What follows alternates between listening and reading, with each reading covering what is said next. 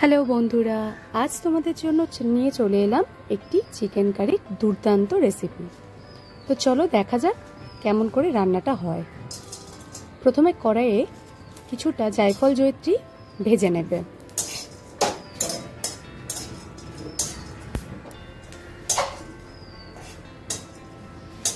জায়ফল জয়িত্রীটাকে ভেজে গুঁড়ো করে রেখে দেবে।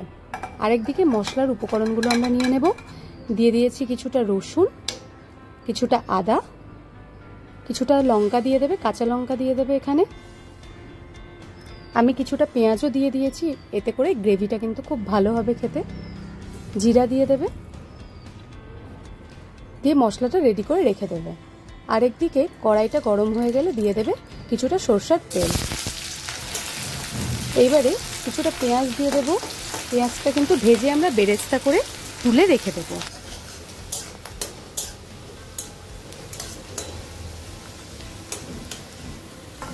দেখো আমাদের বেরেস্তা কিন্তু ভাজা হয়ে গেছে। এবার বেরেস্তাটা আমরা তুলে রেখে দেব। এবার কড়াইয়ে দিয়ে দেব তেজপাতা। আমি একটা তেজপাতা দিয়ে দিয়েছি। তারপরে দিয়েছি পেঁয়াজ, একটা গোটা রসুন আর কিছুটা রসুনের কুয়ো দিয়েছি। এবার এটাকে আমরা ভালো করে কিন্তু লাল লাল করে ভাজতে থাকবো।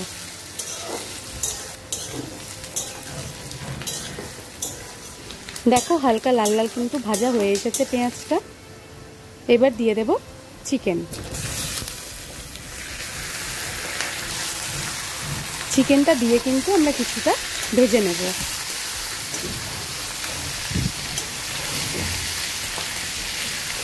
হালকা করে কিন্তু ভেজে নিতে হবে, খুব একটা বেশি ভাজবে না, হালকা হালকা করে ভেজে নেব।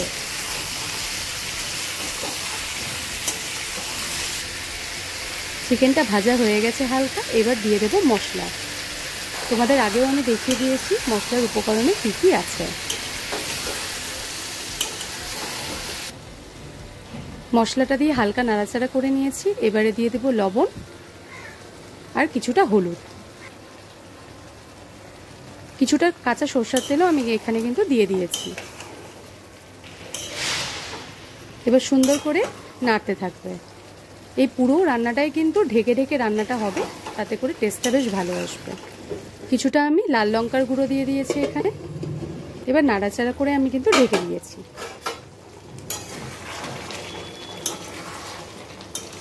দেখো ঢাকাটা তুলে নিয়েছি, কি সুন্দর হালকা হালকা করে কিন্তু সেদ্ধ হচ্ছে। এবারে দিয়ে দেব কেটে রাখা টমেটো কুচি।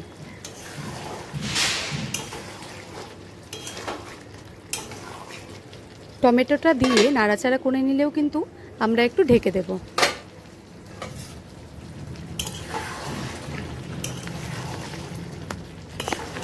আবারও হালকা হালকা করে আমরা নাড়তে থাকবো। এই সময় গ্যাসের ফ্লেমটা কিন্তু খুব হালকা করে রাখবে। আবারও আমি কিন্তু ঢেকে দিয়েছি।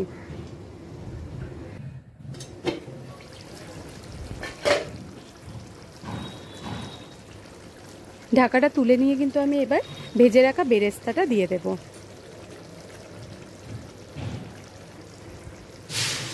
কিছুটা টমেটো সস দিয়ে দেবে।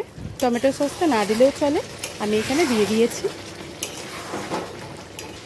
আর 1 চামচ সয়া সস কিন্তু আমি দিয়ে দেব। সয়া সসটা দিলে কিন্তু টেস্টটা আরও দুগুণ বেড়ে যায়। আবারও হালকা নাড়াচাড়া আমি করে নেব,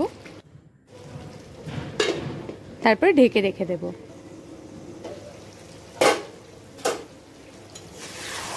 ঢাকাটা তুলে নিয়ে একটু হালকা হালকা করে নাড়ার পরেই কিন্তু আমরা খানিকটা জল দিয়ে দেব। খুব সামান্য পরিমাণে জল দেবে, খুব একটা বেশি জল দেবে না। যেহেতু মাংসটা এখানে আমাকে কষিয়ে নিতে হবে, সেজন্য কিন্তু জলটা বেশি দিলে চলবে না। খুব অল্প পরিমাণে আমি জলটা দিয়ে দিয়েছি।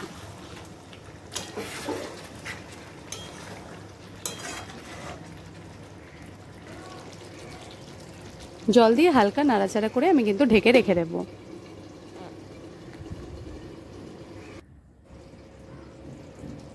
এবার ধীরে ধীরে মাংসটা সেদ্ধ হবে।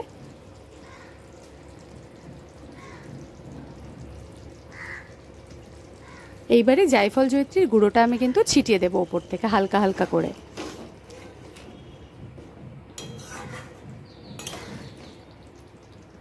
তারপরে ঢেকে রেখে দেবো। দেখো আমাদের সানডে স্পেশাল মেনু কিন্তু রেডি হয়ে গেছে।